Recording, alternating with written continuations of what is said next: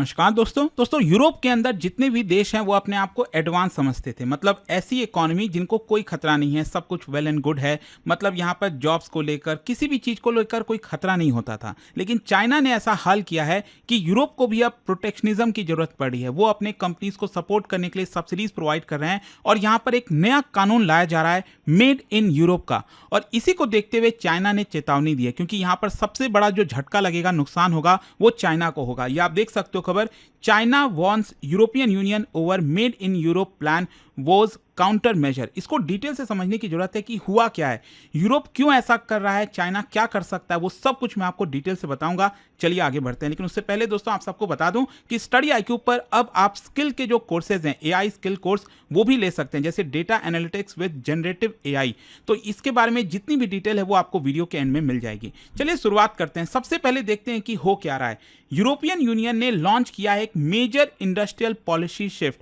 मतलब यहां पर जो मेन एम है वो ये है कि यूरोप की जो इंडस्ट्रीज हैं उनको प्रोटेक्ट किया जाए, जो डिपेंडेंसी हो गई थी चाइना के ऊपर उसको कम किया जाए, और यहां पर जो अनफेयर ट्रेड प्रैक्टिसेस अपनाता है चाइना उसको काउंटर किया जाए। और इसी की वजह से बताया जा रहा है कि ये पहला शॉट है in a potential European Union China trade war. मतलब यहां से यूरोप और चाइना के बीच में जो ट्रेड वॉर है उसकी शुरुआत आप कह सकते हैं कि यूरोपियन यूनियन ने यहां पर रिस्ट्रिक्टिव मेजर्स लगाना स्टार्ट कर दिया है, और दूसरी तरफ चाइना जो है वो रिटेलिएशन की चेतावनी दे रहा है। वो कह रहा है कि हम, अगर आप ऐसा करोगे तो हम इसको लेकर रिटेलिएट करेंगे। अब क्वेश्चन यहां पर यह आता है कि यूरोपियन यूनियन एग्जैक्टली कर क्या रहा है।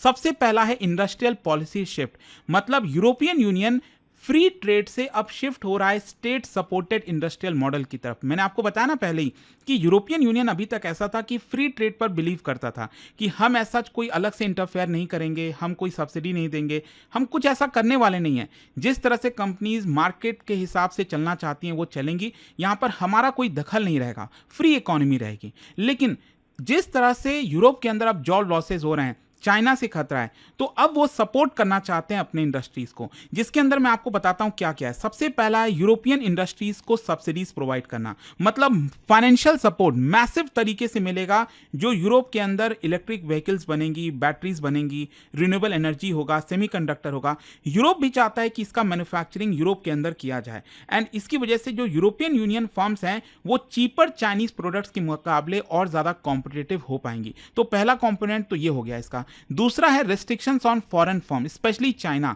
क्योंकि चाइनीज कंपनीज जो हैं, अगर आप देखोगे, वो बहुत सारा सब्सिडीज देती हैं और फ्लड कर देती हैं। पूरा जो प्रोडक्ट है अपना सस्ते दाम का वो यूरोप के अंदर भेज देती हैं। अब उस केस में जाहिर सी बात है यूरोप की कंपनीज तो स्टैंड कर नहीं पाएंगी।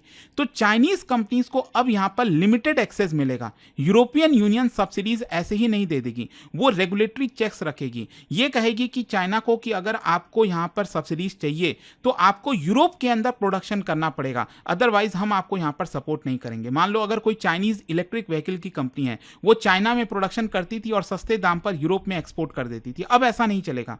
अगर वो एक्सपोर्ट करेगी तो टैरिफ लगेगा। अब यहां पर अगर उसको सब्सिडी चाहिए तो उस चाइनीज कंपनी को यूरोप में जाकर, जर्मनी में, फ्रांस में, वहां पर जाकर प्रोडक्शन करना पड़ेगा, तभी उनको यह सपोर्ट मिल पाएगा।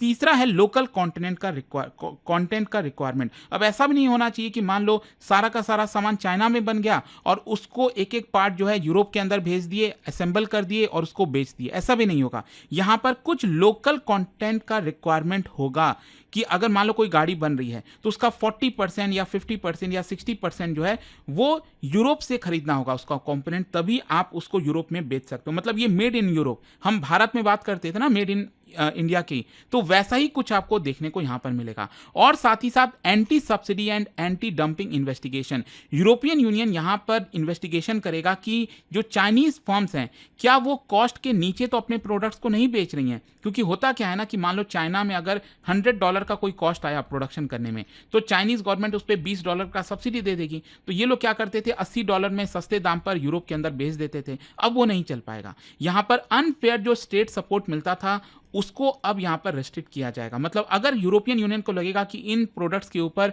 चाइना सब्सिडी दे रहा है, सस्ते दाम पर बेच दे रहा है, तो उसके ऊपर टैरिफ लगेगा, यूरोप लगाएगा। अच्छा, यहां पर अब क्वेश्चन यह है कि यूरोपियन यूनियन को ये क्यों करना पड़ रहा है, ऐसी क्या नौबत आ गई है। सबसे पहला है मैसिव ट्रेड इम्बैलेंस। आपको पता है कि इस समय कितना ट्रेड डेफिसिट है यूरोपियन यूनियन के ऊपर। जो ट्रेड होता है ना यूरोप और चाइना के बीच में, सोच के देखिए, $360 billion, which is huge.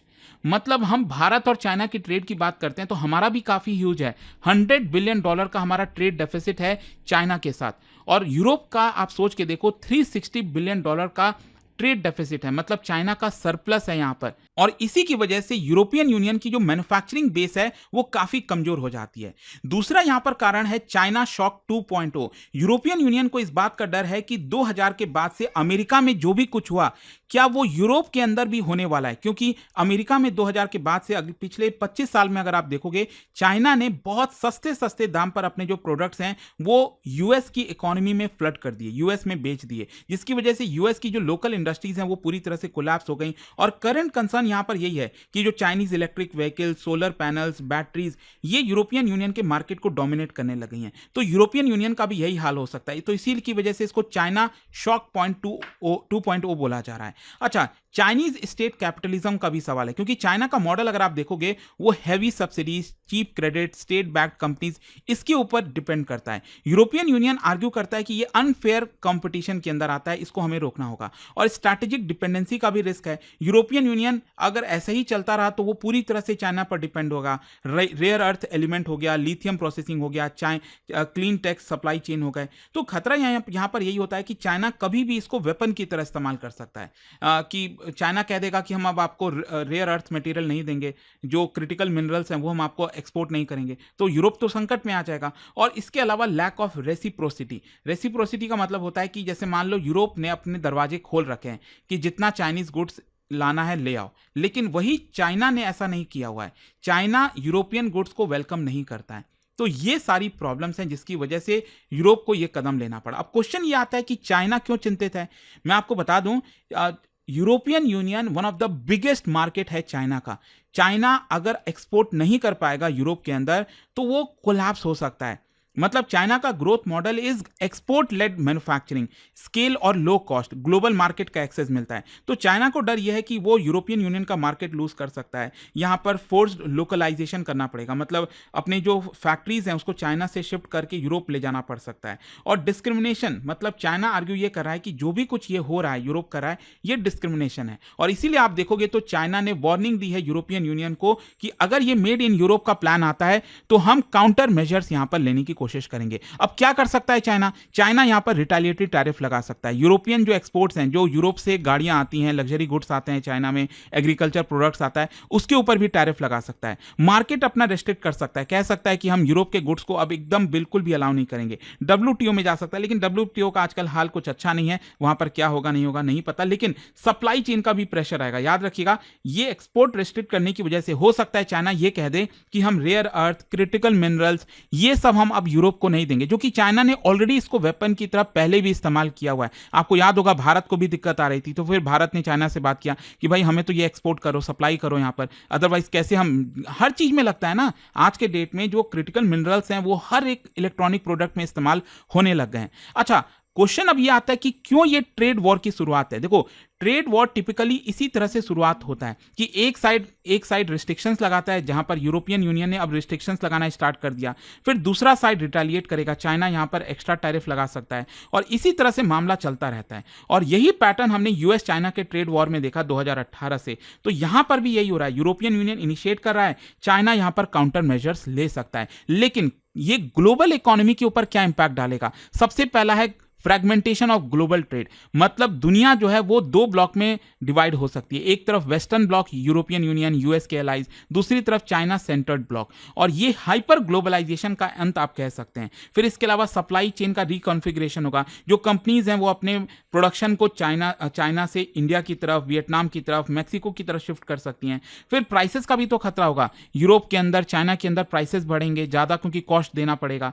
Global growth यहाँ पर स्लो हो जाएगी, जिसकी वजह से भारत पर भी इंपैक्ट आएगा कि हम कैसे चीजों को करें। क्लाइमेट ट्रांजिशन में भी इंपैक्ट आएगा, क्योंकि इसकी वजह से जो ईवी वगैरह का ग्रोथ हो रहा था वो यहां पर रुक सकता है। जहां तक सवाल है कि भारत के ऊपर क्या इंपैक्ट आएगा, देखो दोनों चीजें, एक तो अपॉर्चुनिटीज है। आपको याद होगा भारत और यूरोपियन यूनियन के बीच में एक मदर ऑफ ऑल डील्स जिसको कहा जा रहा था वो हमने किया है। तो इस वक्त हमारे पास अपॉर्चुनिटी है कि जो गैप बनेगा चाइना के हटने से यूरोप के अंदर, उस गैप को भारत फिल कर सकता है। भारत को यहां पर बड़ा बेनिफिट हो सकता है।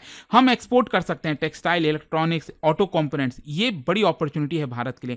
खतरा यही है कि ग्लोबल स्लोडाउन होगा तो भारत पर भी इंपैक्ट आएगा, सप्लाई चेन का डिस्ट्रप्शन हो सकता है। स्ट्रैटेजिक अपॉर्चुनिटी है ओवरऑल अगर आप देखो भारत के पर्सपेक्टिव से। लेकिन यहां पर अगर आप डीपर ट्रेंड देखोगे ना जो हो रहा है, ये जस्ट ट्रेड की बात नहीं है, ये एक बड़ा शिफ्ट है ग्लोबल ऑर्डर में। ग्लोबलाइजेशन से हम जियो इकोनॉमिक्स की तरफ जा रहे हैं, क्योंकि इकोनॉमिक्स अब वेपन बनता जा रहा है। यहां पर जो कंट्रीज हैं वो ट्रेड, टेक्नोलॉजी, सप्लाई चेन, मतलब इन सब का इस्तेमाल कर रहे हैं वेपन की तरह, कि किस तरह से दूसरे देश को नुकसान पहुंचाया जा सकता है। तो आई होप दोस्तों यहां पर डिटेल में आपको समझ में आया होगा कि एग्जैक्टली हो क्या रहा है चाइना और यूरोपियन यूनियन के बीच में। जाने से पहले एक बहुत ही इंटरेस्टिंग क्वेश्चन, यूरोपियन यूनियन ने आर्म्स एम्बार्गो लगाया था चाइना के ऊपर 1989 में। 1989 में आपको याद होगा तियानमेन स्क्वायर वाला मामला हुआ था, जो कि यूरोप को पसंद नहीं आया था और इसीलिए यहां पर उन्होंने सैंक्शन लगाया था। क्या आप बता सकते हो कि इसी से रिलेटेड यहां पर कौन सा ऑप्शन करेक्ट है? मतलब ये जो एम्बार्गो लगा था उसी को लेकर ये 4 ऑप्शन मैंने दिए हुए हैं। इसका राइट आंसर आप सब जानते हैं, मेरे इंस्टाग्राम पर तो मिलेगा ही, वहां पर अगर आप न्यू कोई बात नहीं टेलीग्राम से ले सकते हैं इसका सही उत्तर। दोस्तों पिछले 2 महीनों में 100 से ज्यादा लोग अपनी फर्स्ट जॉब स्टार्ट कर चुके हैं। यह क्लियर प्रूफ है कि सही गाइडेंस मिल जाए तो सिलेक्शन जरूर होता है। और यहाँ नाम आता है study IQ skill courses powered by career 24/7 का। Digital data, cyber security, data analytics, business analytics, ज्यादातर जॉब्स यहीं आ रही हैं। स्टडी IQ इन्हीं फील्ड्स के लिए ऐसे कोर्सेज देता है जो सिर्फ थियोरेटिकल नहीं बल्कि प्रैक्टिकल और इंडस्ट्री ओरिएंटेड होते हैं। और यहाँ आपको स्टार्ट करना भी सिंपल है, बस इस वीडियो के कमेंट सेक्शन में जाइए, वहां दिए गए लिंक पर क्लिक करिए। जो डिटेल यहाँ दिख रही है इसमें अपना नाम, ईमेल ID, नंबर फिल करिए और डिस्काउंट कोड यूज करिए अंकित लाइव। आपकी अपनी कैरियर जर्नी को स्टार्ट करिए। हम इंश्योर करते हैं कि आपको study IQ new age job के लिए बिल्कुल तैयार कर देगा। स्टडी IQ IAS, आपका सिलेक्शन हमारा मिशन।